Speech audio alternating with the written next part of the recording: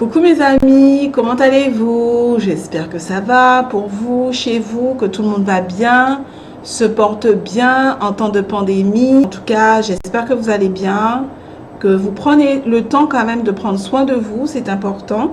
Que le Seigneur vous fortifie vraiment, qu'il vous bénisse à travers votre vie, vos difficultés, vos besoins, d'accord, qu'ils soient physiques, qu'ils soient psychologiques, qu'ils soient spirituels.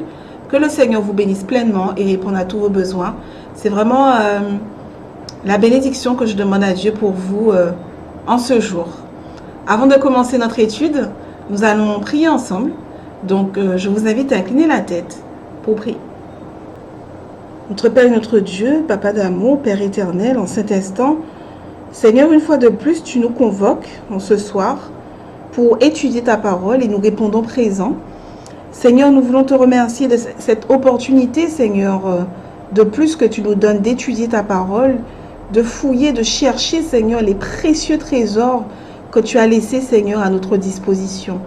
Seigneur, nous ne voulons pas manquer de pouvoir commencer cette étude sans évoquer ton Saint-Nom.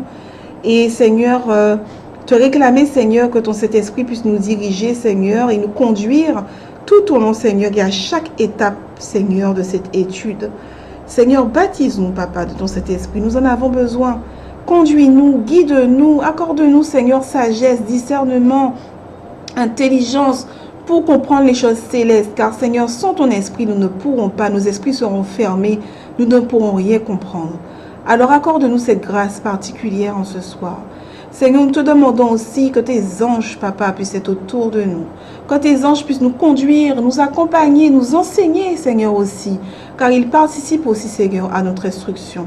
Qu'ils soient autour de nous et qu'ils puissent chasser, Seigneur, toute mauvaise influence qui voudrait, Seigneur, venir nous perturber, Seigneur, perturber notre concentration, Seigneur, perturber notre conviction, Seigneur, dans les choses de la Bible. Seigneur, que tes anges travaillent aussi, Seigneur, pour nous, avec nous, à nos côtés.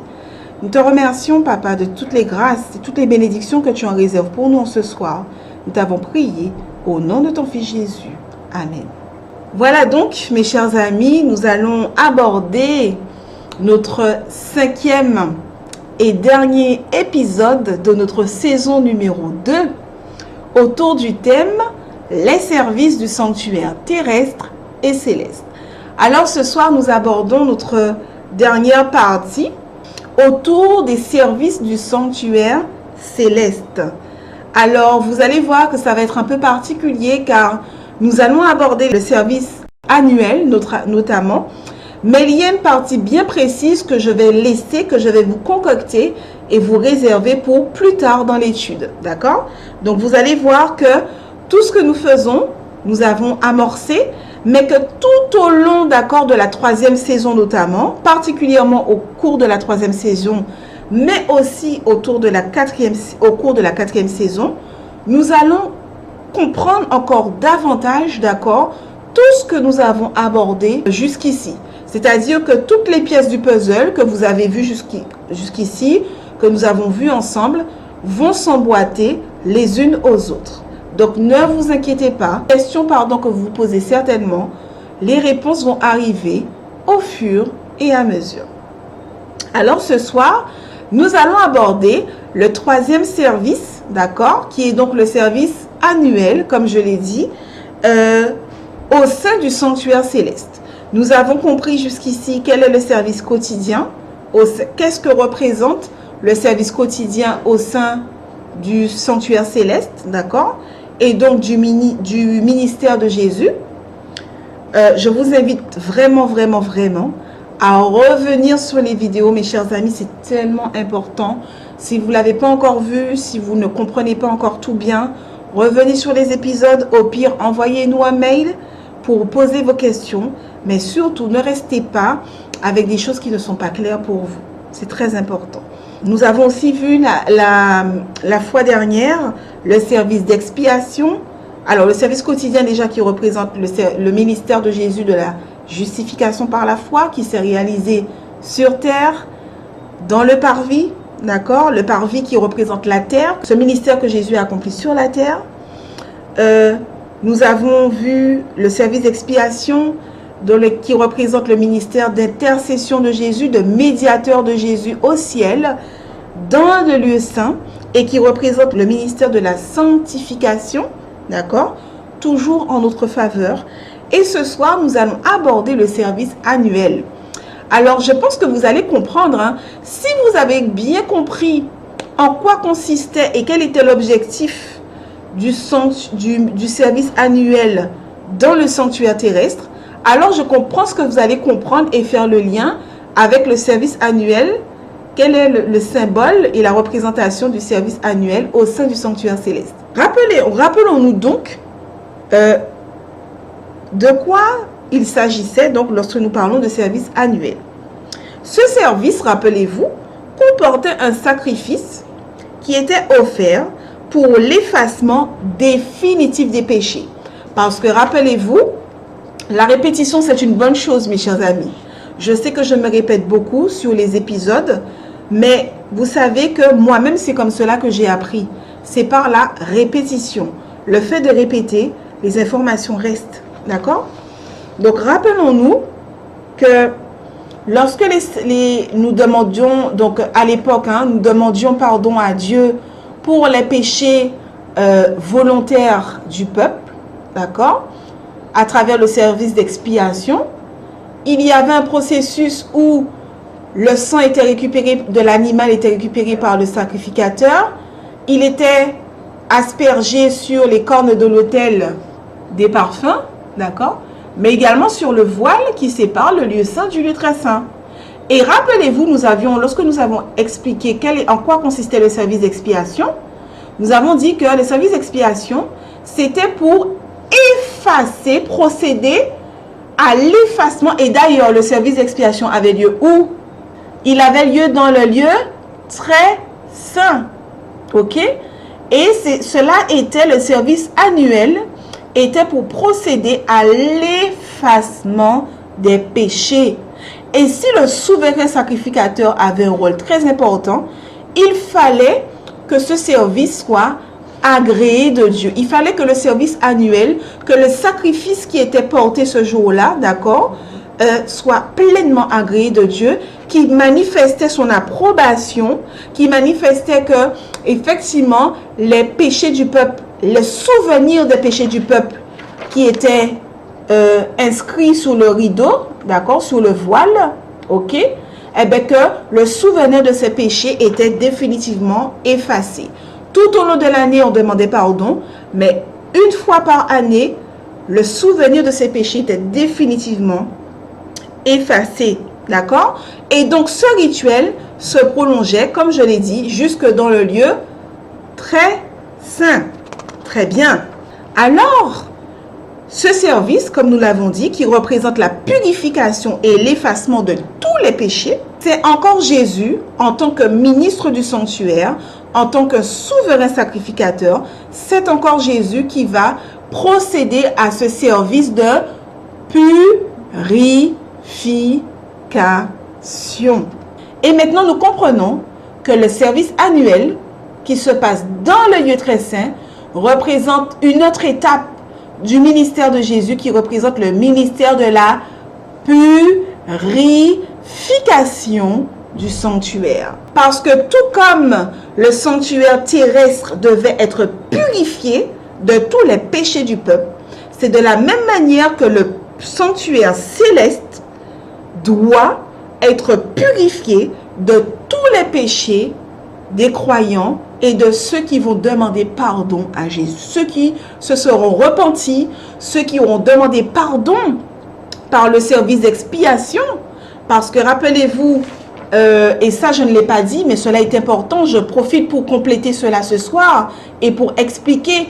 Nous avons expliqué que c'était pour le service d'expiation, il s'agissait d'un animal, soit d'un taureau, soit d'une chèvre, qu'on donnait en sacrifice, qu'on offrait en sacrifice, pour demander pardon à Dieu pour nos péchés volontaires, d'accord, nos péchés conscients. Et du coup, qu'est-ce que ça représente pour nous aujourd'hui? On a parlé de Jésus, qui était cet animal, d'accord, qui sacrifiait, ok. Mais maintenant, c'est toujours la même démarche pour nous aujourd'hui. Le service d'expiation pour nous aujourd'hui est le même. comme le peuple, quand je dis elle-même, par rapport à notre rôle, comme le peuple d'Israël à l'époque devait consciemment, volontairement, c'était une démarche volontaire de leur part de demander pardon à Dieu pour leur péché, et donc ils allaient porter un animal. Nous aujourd'hui, nous n'allons plus porter d'animal et nous verrons pourquoi la prochaine fois, d'accord? Prochaine saison, nous comprendrons pourquoi aujourd'hui, eh bien, nous, en tant que chrétiens, nous n'avons plus besoin de construire un sanctuaire terrestre, d'accord? Mais il n'empêche que nous avons toujours cette démarche, en fait, volontaire d'aller demander pardon à Dieu pour nos péchés volontaires, d'accord? Ça, c'est très important. Donc, tous ces péchés que nous confessons tous les jours à Dieu, tous nos péchés volontaires, nous demandons à Dieu pardon pour nos péchés volontaires, conscients, inconscients, eh bien, une fois par année, à l'époque, cela était effacé. Ben, c'est de la même manière que Jésus doit aussi procéder à la purification de tous nos péchés, parce que même si nous demandons pardon à Dieu, et il faut le faire, c'est capital pour nous, pour notre vie éternelle, mais il faut également que Jésus puisse se charger de purifier, c'est-à-dire d'effacer le souvenir de nos péchés de vous et de moi. Très clairement, mes chers amis, que vous puissiez bien comprendre. Le ministère de Jésus sur terre, le ministère de la justification par la foi, il n'y a aucune action de l'homme. C'est un don. Jésus a tout porté sur lui. C'est lui l'agneau qui a été sacrifié. Le seul rôle, malheureusement, que l'homme a joué, eh bien, ça a été de prendre Jésus et d'aller le sacrifier sur une croix. Mais c'est lui qui véritablement a pleinement accompli, d'accord, ce ministère de la justification, qui est mort, qui a offert sa vie sur la croix. Ok? Dans la sanctification, le ministère de Jésus dans le lieu saint, là, c'est alors le rôle quand même que l'homme a eu, hein, c'est simplement d'accepter le sacrifice de Jésus. Juste accepter, c'est tout. Rien de plus. Parce que Jésus s'est chargé de tout, il a tout porté, il a tout supporté sur ses épaules pour nous permettre de vivre éternellement et de ne plus être soumis à la puissance du péché. Dans le sanctuaire, dans le lieu saint, c'est différent, dans le sens où, là, on voit que il y a une démarche de l'homme pour demander pardon. Attention, c'est Jésus le premier qui intercède, car Jésus n'a pas attendu que l'homme demande pardon pour aller intercéder. Jésus est sorti sur la terre, il est monté dans le ciel, il est rentré dans le lieu saint, et il a commencé tout de suite son ministère d'intercession et de médiateur. Il n'a pas attendu que l'homme demande pardon. Par contre, en Jésus, d'accord, c'est pour cela qu'il est mort, c'est pour nous permettre que nos prières soient entendues, que lorsqu'on demande pardon à Dieu, que nos demandes de pardon soient entendues du Père. Donc cela demande quand même dans le lieu saint que vous et moi, nous puissions avoir une prise de conscience que Jésus est notre médiateur. Non seulement ici il est mort sur la croix, mais que son ministère ne s'arrête pas là. Puisque dans le ciel, dans le lieu saint, il a intercédé, il intercède pour nous. Il accueille nos prières et transmet nos prières auprès du Père. Il dit, papa, tu sais, un tel a péché, un tel a pris conscience. Tu sais, j'ai vécu comme un homme. Je sais les combats dans lesquels un tel est. Je te demande, s'il te plaît, de lui pardonner. Voilà quel est le rôle de Jésus au sein du lieu saint. Mais nous avons notre part à faire, mes chers amis. Il ne suffit pas juste d'accepter le sacrifice de Jésus. Il s'agit également de demander pardon à Jésus, à Dieu le Père pour nos péchés, en Jésus, lui demander pardon. Alors, dans ce service annuel céleste, il s'agit, tout comme le service annuel terrestre, de l'effacement définitif des péchés.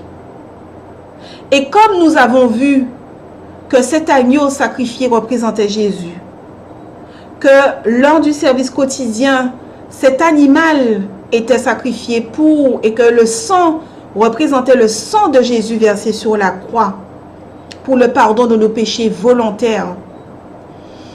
De la même manière qu'au sein du ministère de la purification et du processus de purification, c'est Jésus, encore une fois, qui, ayant porté nos péchés sur lui, doit procéder à une élimination définitive de nos péchés.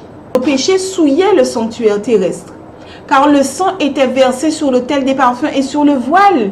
Vous imaginez l'odeur qui devait émaner du lieu saint? Cette odeur de sang qui s'accumule pendant toute l'année? Une odeur de sang d'animaux? Donc c'est pour bien caractériser que le péché, ça sent mauvais. Le péché, c'est pas bon. Le péché était pur. Le péché est une souillure que Jésus veut se débarrasser.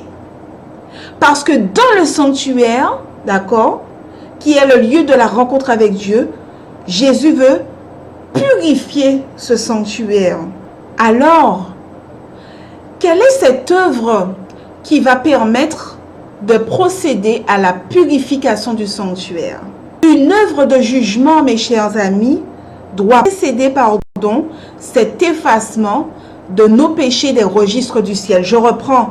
Une œuvre de jugement doit précéder cet effacement, d'accord, de nos péchés des registres du ciel. Nous allons lire ensemble 1 Jean, chapitre 1, verset 7b. 1 Jean, donc c'est pas Jean, mais c'est 1 Jean. 1 Jean, chapitre 1, verset 7, la deuxième partie du verset 7, qui nous dit: et le sang de Jésus, son Fils, nous purifie de tout péché. Ces textes que nous allons lire sont en train de confirmer que oui, il y a bien une œuvre de purification du sanctuaire. Nous allons lire encore Hébreux chapitre 10, Hébreux chapitre 10, verset 16. Hébreux chapitre 10, verset 16, qui nous dit: voici l'alliance que je ferai avec eux. Après ces jours-là, dit le Seigneur, je mettrai mes lois dans leur cœur et je les écrirai dans leur esprit. Et je ne me souviendrai plus de leurs péchés ni de leur iniquité. Et oui, mes chers amis, le verset 17 nous dit: et je ne me souviendrai plus de leurs péchés ni de leurs iniquités. On voit bien donc qu'il y a un moment où Jésus, après avoir intercédé pour nous, après nous avoir servi de médiateur, d'avocat, d'avoir intercédé pour nous auprès du Père, voudra et veut ne plus avoir le souvenir de nos péchés, ni de nos iniquités. Continuons avec Jean maintenant. Jean chapitre 15, verset 6, qui nous dit: si quelqu'un ne demeure pas en moi, il est jeté dehors comme le sarment et il sèche. Puis on ramasse les sarments, on les jette au feu et ils brûlent. Mes chers amis, Jésus est en train de dire quelque chose de capital ici. C'est-à-dire que celui qui ne demeure pas en Jésus, en lui, non pas à ses côtés, non pas avec lui, donc c'est-à-dire que toi tu es là Jésus, tu es à 2 mètres de moi je suis là, ou à la limite tu es juste à côté et puis on fait un petit bout de chemin ensemble. C'est pas ça qui est dit. Jésus dit que celui qui demeure en moi, à l'intérieur de Jésus, eh bien celui qui ne demeure pas en Jésus, il est jeté dehors et il sera brûlé par le feu. Là, il est clairement fait mention, Jésus est en train de faire mention au jugement. Alors, voyons maintenant le service annuel. Rappelez-vous, il y avait 2 animaux. D'accord? Le premier animal, nous en avions parlé, il s'agit du premier bouc. Le deuxième bouc, je vous avais dit qu'on allait en parler après. Et c'est ce soir donc que nous allons en parler. Le premier bouc, donc qui était offert, d'accord? Lors du service, le premier bouc représente le Christ qui est sacrifié pour l'expiation des péchés. Encore une fois, l'animal représente qui? Représente le Christ. Le premier bouc représentait Jésus qui était offert en sacrifice pour l'expiation des péchés. Non plus pour le pardon des péchés, Parce que le pardon des péchés, c'était lors de quel service? Le service des expiations. Là, on parle du service annuel. Donc là, pour l'effacement des péchés, il y avait un bouc qui représentait Jésus pour l'effacement de nos péchés. D'accord? Nous allons lire ensemble Lévitique 16, verset 7. Lévitique 16, verset 7 à 10. Aaron, donc, qui était le souverain sacrificateur, prendra les 2 boucs et il les placera devant l'Éternel à l'entrée de la tente d'assignation. Aaron jettera le sort sur les 2 boucs, un sort pour l'Éternel et un sort pour Azazel. Aaron fera approcher le bouc sur lequel est tombé le sort pour l'Éternel et il l'offrira en sacrifice d'expiation. Et le bouc sur lequel est tombé le sort pour Azazel sera placé vivant devant l'Éternel afin qu'il serve à faire l'expiation et qu'il soit lâché dans le désert pour Azazel. Alors, mes chers amis, nous voyons ici qu'il y a 2 boucs. Un bouc qui représente Jésus pour l'offrir en sacrifice d'expiation et un deuxième bouc qui est Azazel. Alors, qui est Azazel? Mes chers amis, le second bouc dont il est fait mention ici représente Satan. Est-ce que c'est Jésus qui va porter la responsabilité de tous nos péchés à jamais et éternellement?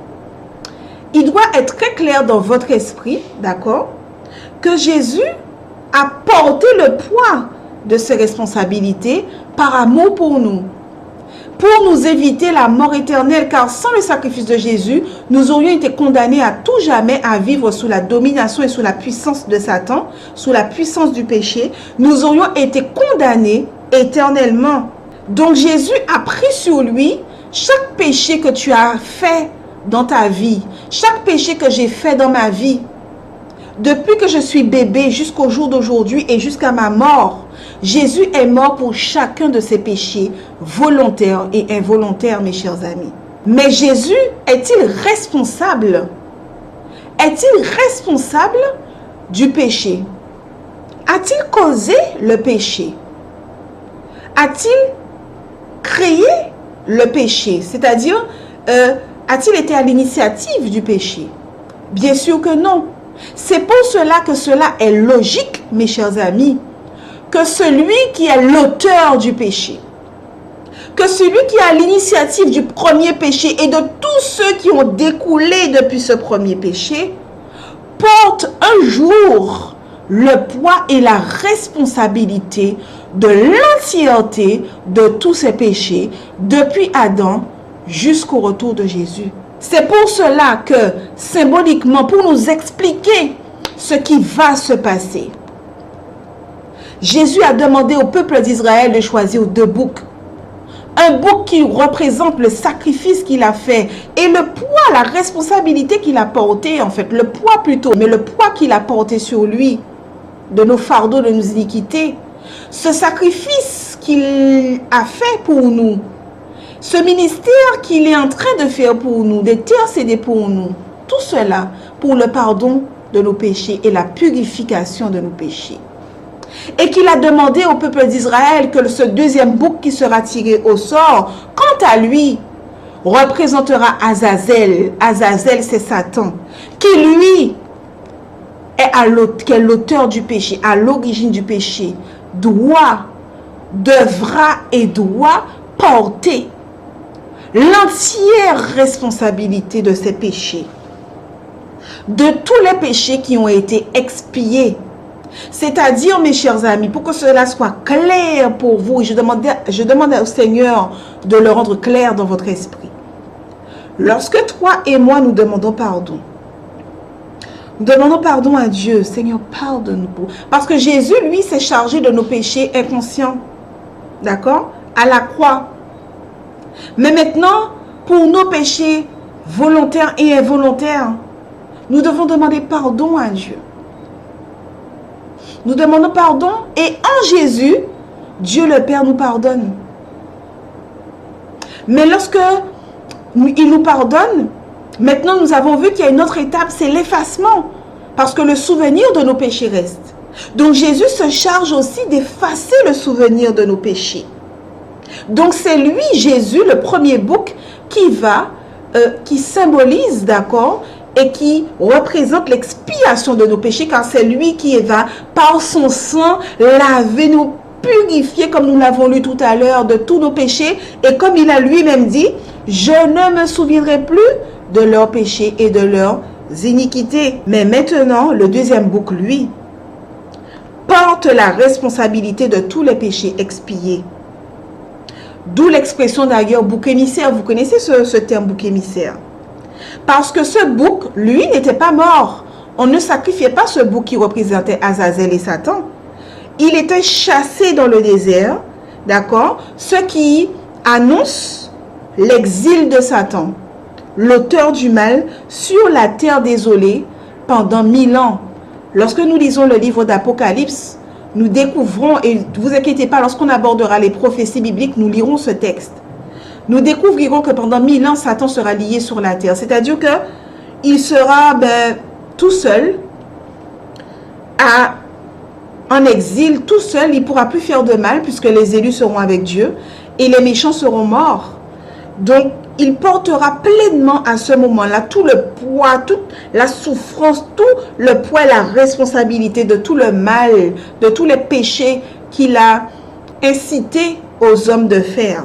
Continuons, mais pour attester ce que nous disons, Lévitique, chapitre 16, versets 21 et 22, qui nous dit: Aaron posera ses deux mains sur la tête du bouc vivant, et il confessera sur lui toutes les iniquités des enfants d'Israël et toutes les transgressions par lesquelles ils ont péché. Il les mettra sur la tête du bouc, puis le chassera dans le désert à l'aide d'un homme qui aura cette charge. Verset 22 nous dit: Le bouc emportera sur lui toutes leurs iniquités dans une terre désolée. Il sera chassé dans le désert. Mes chers amis, le souverain sacrificateur, Aaron, devait confesser devant Dieu toutes les iniquités du peuple d'Israël, des enfants d'Israël, et toutes les transgressions. C'est de la même manière que Jésus prononcera ces paroles où il confessera sur la tête de Satan toutes les iniquités et toutes les transgressions portées par l'humanité. Satan portera par l'humanité, par les enfants de Dieu qui se sont confessés, qui ont demandé pardon à Dieu. Lisons quand même Apocalypse 20, versets 2 et 3, et nous terminerons par cela, qui nous dit: Il saisit le dragon, le serpent ancien qui est le diable et Satan, et il le lia pour 1000 ans. Il le jeta dans l'abîme, ferma et scella l'entrée au-dessus de lui, afin qu'il ne séduise plus les nations, jusqu'à ce que les 1000 ans fussent accomplis. Donc voilà, nous voyons que Azazel, le deuxième bouc, qui était lâché dans le désert, dans une terre désolée, représente Satan, qui sera lié pour 1000 ans dans une terre désolée, parce qu'il n'aura plus personne qui tentait pendant ces 1000 ans, et surtout, il portera pleinement la culpabilité et la responsabilité de tous ces péchés. Alors, mes chers amis, voilà ce que représente le service annuel au sein du sanctuaire céleste. Et lorsque nous aborderons la saison 4, nous comprendrons pleinement par contre à quelle prophétie biblique le service annuel correspond. Eh bien, c'est sur ces paroles que je vous laisse ce soir, que je vous laisse en prière chez vous, seul à la maison, car je vous invite à chaque fin d'étude de pouvoir passer un moment en prière avec Dieu, d'être dans cette dynamique de nous repentir de tous nos péchés volontaires et involontaires au pied de la croix, au pied du Christ, afin de lui demander pardon, qu'il puisse intercéder lui-même auprès du Père pour nous pardonner, mais en plus de nous pardonner, pour nous laver, pour nous purifier de tous nos péchés, de toutes nos transgressions. Mes chers amis, c'est tout ce que je vous souhaite en ce soir. Que la paix, que la grâce de Dieu repose sur chacun de vous en ce soir. Et je vous dis à très bientôt pour entamer notre saison 3. À très vite.